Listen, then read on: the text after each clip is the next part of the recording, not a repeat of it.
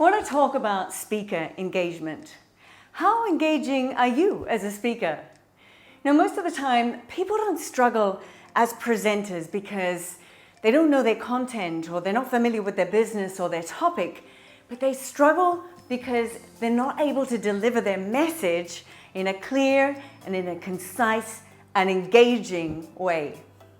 Are you the kind of person who is more interested in improving your presentations and in your slides and increasing your vocabulary to impress your listeners? Well, if you are, I want to challenge you to work more on your delivery and your performance. Because you can have everything else perfect, but if you can't deliver your message effectively, it's worthless.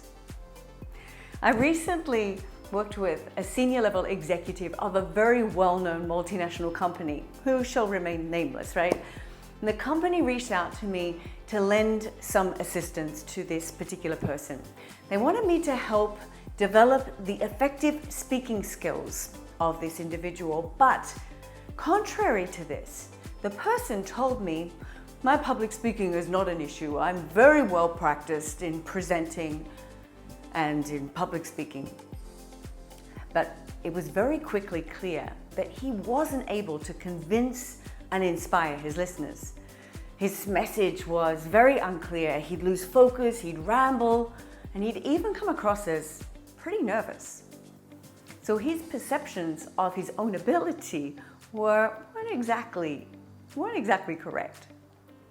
But how can you improve your ability to keep your focus anyway? To inspire confidence and to keep your message clear and concise and compelling? It's one of the most common challenges that people face, and is one of the most common things that people request help with. Everybody wants to be a confident and a charismatic and a compelling presenter. Let me give you some tips. The first one is to chunk your content. This is one of the first things that I teach my clients, and it's to work their content into smaller pieces of information. If you've got a big presentation to deliver, it's going to be harder to stay focused and on point if you feel you have to remember everything from start to finish that you want to share with your listeners just in one big block of content. So that's where you're going to get overwhelmed, it's where you're going to start to feel nervous, and of course you're going to lose your train of thought.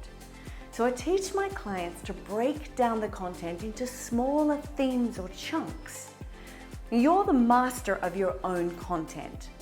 So if you can break that into smaller sections, it's going to be easier for you to remember and easier for your listeners to absorb.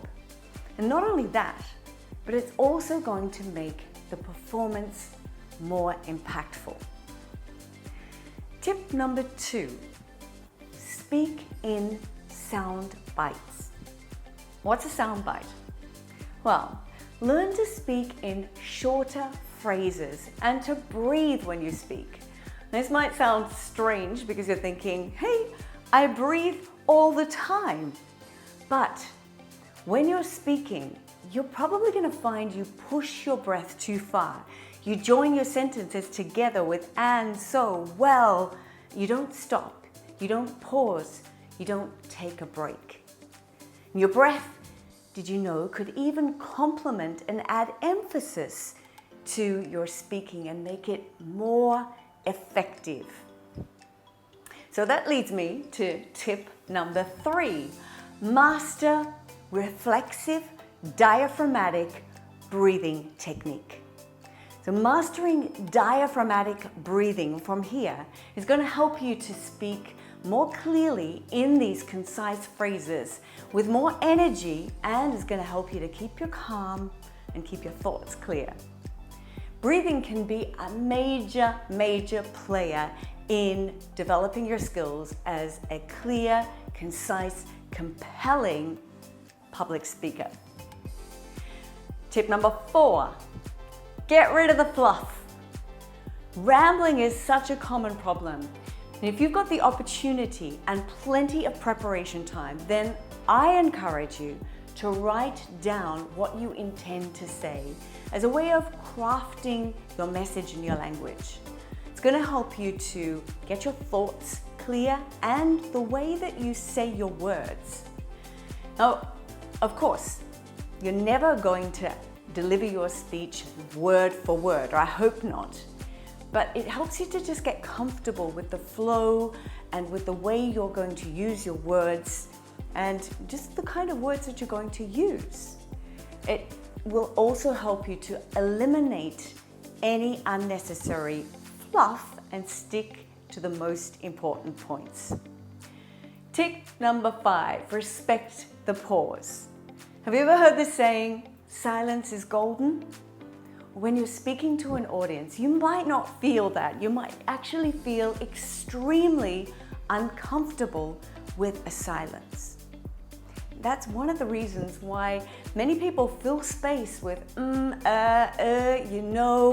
many of these ugly sounds because they're afraid of silence.